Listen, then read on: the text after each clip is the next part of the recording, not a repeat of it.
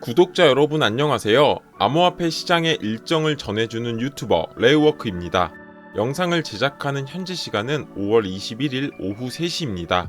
오늘은 6월 첫째 주에 암호화폐 일정을 준비했습니다. 궁금하시죠? 영상 바로 시작합니다.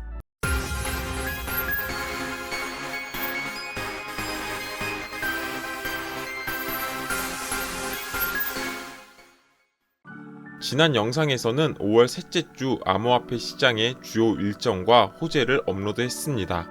이더리움, 솔라나를 보유하신 분들이라면 우측 상단의 카드를 눌러서 영상을 보시기를 추천드립니다. 지난 영상에 이어서 오늘은 6월 첫째 주 암호화폐 시장의 주요 일정을 준비했습니다. 처음으로 소개할 코인은 아이콘입니다. 아이콘은 디지털 자산과 실생활을 연결하고 분리되어 있는 다양한 커뮤니티를 연결함으로써 새로운 블록체인 생태계를 만들기 위한 목표를 가지고 있습니다. 아이콘은 DPoS 합의 메커니즘을 기반으로 구축된 레이어 1 블록체인으로 하이브리드 블록체인 플랫폼을 제공하고 있습니다. 서로 다른 블록체인과 해당 커뮤니티를 연결하는 멀티체인 브릿지 솔루션을 구축하는 데 중점을 두고 있습니다. 아이콘의 핵심 기술 중 하나는 블록체인 트랜스미션 프로토콜로서 줄여서 BTP로 부르고 있습니다. 선택된 검증인에 의존하여 크로스체인 메시지를 전달하는 기존의 브릿지 솔루션과는 다르게 아이콘은 보다 안전하고 상호 운용성이 높은 BTP를 사용해서 탈중앙화된 데이터 전송 및 검증을 가능하게 합니다. 이를 통해 다양한 블록체인 네트워크 간의 정보를 전송하고 상호작용하는 기능을 제공합니다. BTP로 인한 유연성 덕분에 개발자들은 아이콘 플랫폼에서 다양한 디앱과 스마트 계약을 만들 수 있습니다. 아이콘의 스마트 컨트랙트 실행 환경은 자바 가상 머신에 의해서 구동이 되며 낮은 지연 속도를 갖는 것이 특징입니다. 아이콘은 네트워크의 기본 암호화폐로 네트워크 내의 거래 수수료 결제, 디앱 이용, 그리고 네트워크 거버넌스 참여를 위해서 사용됩니다. 거버넌스 시스템에서 아이콘 홀더들은 토큰을 사용해서 네트워크에 대한 투표를 진행하며 이는 아이콘의 탈중앙화된 생태계를 강조합니다. 아이콘이 4월달에 개발 업데이트 소식과 함께 5월달에 진행될 다양한 개발 소식들을 알렸습니다. 크게 3가지 소식이 전해졌는데 함께 살펴보겠습니다. 가장 먼저 알아볼 소식은 이더리움 세폴리아와 아이콘 간의 신뢰를 필요로 하지 않는 방식의 브리징이 활성화될 예정입니다.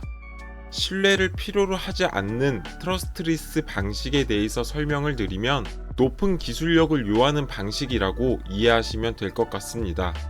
기존의 크로스 체인에서의 흔한 방식인 제3자를 믿고 맡기는 신뢰 기반의 방식보다도 높은 기술력과 보안을 가진 기술이라고 이해하시면 될 것 같습니다. 그리고 바이낸스 스마트 체인의 루반 업데이트를 통해서 아이콘 체인을 릴레이하고 BNV를 업데이트할 예정입니다. BNV는 아이콘의 핵심 기술인 BTP를 검증하는 검사기의 역할을 합니다. 현재는 테스트넷에 사전 적용이 되었고 메인넷 업데이트 준비를 진행하고 있는 단계라고 이해하시면 될 것 같습니다. 그리고 마지막으로 앞선 이더리움 세폴리아처럼 바이낸스 스마트 체인 테스트넷을 아이콘의 신뢰를 필요로 하지 않는 방식으로 브리징을 진행할 예정입니다. 아이콘의 경우 BTP를 비롯한 IBC 등 주요 기술에 대해서 마일스톤을 가지고 운영하고 있고 월별 진행 보고서도 함께 확인할 수 있습니다.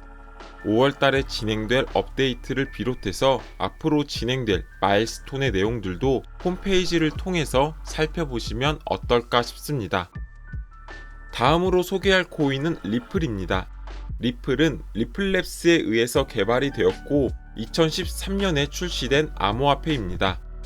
리플은 기존의 결제 시스템을 보완해서 금융기관들이 관리하는 DB 간에 발생하는 거래를 블록체인 위에서 진행할 수 있도록 하기 위한 1세대 블록체인입니다. 리플은 자체적인 프로토콜 합의 알고리즘인 ECDSA를 사용하고 있습니다. 트랜잭션이 발생하거나 혹은 일정 시간이 지날 때 모든 노드에서 XRP 원장에 대한 합의를 진행합니다. 비트코인이나 이더리움보다도 빠른 트랜잭션 처리 속도를 가지고 있어서 송금 거래 및 결제 처리 등을 빠르고 저렴한 수수료로 처리할 수 있습니다. 빠른 처리 속도를 통해서 리플은 ODL이라는 국제 송금 시스템을 제공하고 있고, 현재 서비스 지역을 40여 개 시장으로 확대해서 혁신적인 운영을 하고 있습니다. 현재까지는 국제 결제 인프라는 스위프트라는 국제은행 간 통신협회를 통해서 이루어지고 있습니다. 40년가량 세계의 송금 시스템을 독점해 오고 있으며, 해외로 송금을 하기 위해서는 송금은행으로부터 다양한 중개은행과 수취은행을 거치게 됩니다. 여러 단계를 거쳐야 하는 만큼 송금에 걸리는 시간이 3일에서 5일로 굉장히 긴 편인데다가 수수료도 7% 이상이 부과되곤 합니다. 하지만 리플은 스위프트가 가진 한계를 ODL을 이용해서 해결하고자 했습니다. ODL을 이용하면 기존의 복잡한 스위프트 과정이 단순화되어서 수수료와 시간을 절약할 수 있습니다. 은행에서 돈을 송금하면 이는 리플의 ODL 시스템을 거쳐서 원화로 바뀌게 되고 수취은행으로 전달됩니다. 보내는데 5초도 걸리지 않고 수수료 또한 굉장히 저렴합니다. 이 부분은 리플을 거래소로 전송해 보신 분들이라면 모두 다 아실 것이라고 생각합니다. 또한 블록체인으로 저장이 되기 때문에 위조나 변조가 거의 불가능하고 투명하게 누구나 기록을 확인할 수 있습니다. 리플은 전세계 금융기관들이 리플 네트워크 위에서 송금을 안전하고 효율적으로 처리하는 것을 궁극적인 목표로 삼고 있습니다. 리플은 실시간 결제 및 자금 이체를 위한 플랫폼을 제공하며, 리플 코인은 플랫폼의 네이티브 토큰입니다. 리플이 최근 다양한 호재 소식들을 밝혔는데 자세하게 살펴보도록 하겠습니다. 가장 먼저 리플이 스위스의 암호화폐 커스터디 기업인 메타코를 2.5억 달러, 원화로 약 3,300억 원에 가까운 금액에 인수했다라는 소식입니다. 또한 놀라운 부분은 3,300억 원이 리플이 보유한 현금으로 집행되었다라는 부분인데, 리플이 재무가 얼마나 탄탄한지를 나타내주는 부분인 것 같습니다. 리플이 인수한 메타코에 대해서 살펴보면, 메타코는 기관이 암호화폐 생태계에서 새로운 비즈니스 모델을 확장할 수 있도록 안전하고 다양한 인프라를 제공하고 있습니다. 현재 메타코는 홍콩뿐만 아니라 영국, 프랑스 등 다양한 지역에서 서비스를 제공하고 있는 기업입니다. 메타코의 주요 제품인 하모니즈는 디지털 자산 보관 및 인프라의 기관 표준을 제시하고 있고, 세계 최대 글로벌 관리 기관이나 은행들도 해당 제품을 이용하고 있습니다. 뿐만 아니라 NFT를 저장하거나 거래할 수 있고, 웹3 D앱에 온보딩할 수 있는 기능 또한 제공하고 있습니다. 리플이 메타코를 인수함으로써 리플은 모든 유형의 토큰화된 자산을 보관하거나 발행, 그리고 결제할 때 활용할 수 있을 것으로 예상하고 있습니다. 리플은 2030년까지 암호화 커스터디 시장은 10조 가까이 성장할 것을 예상하고 있고, 메타코를 인수하면서 리플은 새로운 시각의 수익을 가져올 수 있을 것으로 예상됩니다. 또한 최근 미국과 규제 당국인 SEC의 불확실한 규제 환경을 겪으면서 그럴 일은 없겠지만, 만에 하나라도 SEC가 패소할 경우 리플은 미국이 아닌 해외에서 입지를 넓혀나갈 수 있는 기초가 될 것으로 보여집니다. 메타코 인수는 리플이 미국에만 국한된 기업이 아니며, 리플과의 소송에서 패배한다고 하더라도 해외로 이전할 수 있는 돌파구를 가지고 있다라고도 해석할 수 있을 것 같습니다. 또한 리플이 이렇게 큰 금액을 통해서 메타코를 인수한 이유는 해당 기사를 통해서도 예상해 볼 수가 있습니다. 최근 나스닥은 2분기 말까지 암호화폐 커스터디 서비스를 출시할 예정이라고 밝혔습니다. 해당 내용이 나스닥 수석 부사장 겸 책임자인 아우어바크에 의해서 발표된 내용이다 보니 신뢰할 수 있는 기사라고 보여지며 굉장한 기대를 가져볼 수 있을 것 같습니다. 조만간 비트코인과 이더리움을 우선적으로 서비스하겠다라고 밝혔고, 이번 메타코 인수는 커스터디 서비스에 있어서 리플이 더욱더 우위를 점할 수 있는 좋은 기회라고 보여집니다. 이어서 다음 소식은 힘먼 연설과 관련된 내용입니다. 리플과 SEC의 소송에서 중요하게 다루어졌던 논점인 힘먼 연설이 13일에 공개가 될 예정입니다. 과거 6월 6일에 공개가 될 예정이었으나 리플과 SEC의 합의로 인해서 일주일이 연장되었다라고 제임스 필란 변호사가 트위터를 통해서 공개했습니다. 이번 연설 공개가 중요한 이유는 18년 당시 SEC 국장인 윌리엄 힘먼은 이더리움이 증권이 아니다라고 언급했기 때문입니다. 결국 SEC는 리플이 증권인지 아닌지 여부를 따지기 이전에 이더리움은 왜 리플과 다르게 증권이 아닌지를 별도로 증명해야 하는 난처한 상황을 겪게 되었습니다. 그래서 SEC는 어떻게든 연설을 봉인하고자 하였으나 22년 1월 토레스 판사는 SEC는 리플에게 힘먼 문서를 전달하고 대중에게 공개할 수 있도록 하라는 명령을 내렸습니다. 현재 보시는 화면은 미국 지방 법원의 문서이며 13일에 대중들에게 힘먼 연설 전문이 공개가 될 예정입니다. SEC의 불명확한 규제로 인해서 미국 내부에서도 게리 갠슬러 사임을 촉구하는 시위가 진행되고 있습니다. 이번에 힘먼 문서가 대중에게 공개가 될 경우 SEC는 더욱더 수세에 몰릴 것이다 라고 생각이 됩니다.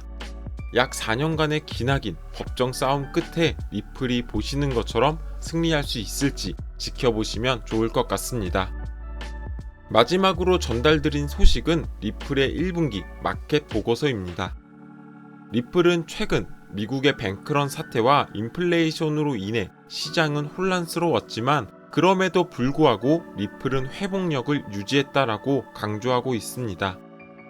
그리고 다양한 국가에서 암호화폐에 대한 명확성을 제공하는 것에 대해서 칭찬을 아끼지 않았습니다. 그 중에서도 EU의 미카 규제가 4월 20일에 통과됨에 따라서 암호화폐에 대한 새로운 규제와 업계의 책임감 있는 모습에 유럽을 크게 칭찬하는 내용을 포함하고 있습니다. 아마도 미국의 불명확한 규제에 대한 비판을 하는 것으로도 볼 수 있을 것 같습니다. 그리고 소송에 대한 내용도 레포트에 포함이 되어 있었는데 23년 약식 판결에 대한 결정을 내릴 것이다 라고 표현되어 있습니다. 하지만 궁극적으로는 법원에 달려있음을 강조하고 있고 제 개인적인 생각으로는 3분기인 9월달 이전까지는 약식 판결 결과가 나오지 않을까 예상을 해보고 있습니다. 다음은 온체인 활동과 관련된 내용입니다. 가장 먼저 트랜잭션을 보면 이전 분기에 1억 600만 건에 비해 9%가 증가한 1억 1600만 건을 기록하고 있습니다. 트랜잭션이 증가된 가장 큰 이유는 NFT 활동이 증가된 부분이 가장 큰 역할을 하고 있습니다. XLS22 메인넷에 출시된 이래로 100만 개 이상의 NFT가 발행이 되었고 덱스 거래량을 보면 전분기 대비 34%나 증가된 모습을 볼 수가 있습니다. 이처럼 국가 간 송금뿐만 아니라 NFT에서도 활발한 모습을 보여주고 있는 리플입니다. 네트워크 상황에 이어서 ODL과 관련된 1분기 지표도 함께 살펴보도록 하겠습니다. 총 ODL 매출은 전분기 대비 변경점은 발생되지 않았고 지속적으로 매출이 이어지고 있는 모습입니다. 리플은 비트소의 전략적인 파트너를 활용해서 미국과 멕시코 간에 33억 달러 이상의 거래를 진행했다라고 밝혔습니다. 그리고 은행 위기로 인한 유동성의 부정적인 영향이 시장 성장을 방해했지만 여전히 ODL은 유용하게 사용되고 있음을 강조하고 있습니다. 또한 리플의 시가총액은 약 30%가량 증가한 918억을 기록했습니다. 앞서 SEC와의 소송이 마무리 국면에 다다르면서 리플의 시가총액 또한 크게 상승한 모습을 볼 수가 있습니다. 미국의 규제에도 불구하고 이처럼 XRP는 크게 성장하고 있고 ODL 또한 꾸준한 수요를 나타내고 있다는 점을 볼 수 있는 것 같습니다. 앞으로 약식 판결 소송의 결과가 발표가 될 경우 리플의 가능성은 너무나도 커질 수밖에 없다라고 보여집니다.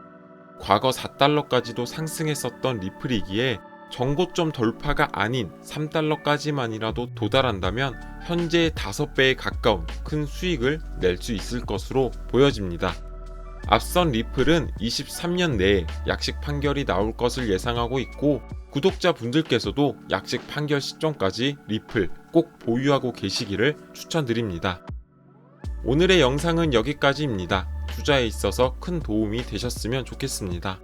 해당 영상이 도움이 되셨다면 구독과 좋아요 버튼을 눌러주시고 다음 코인 분석 때 뵙도록 하겠습니다. 시청해주셔서 감사합니다.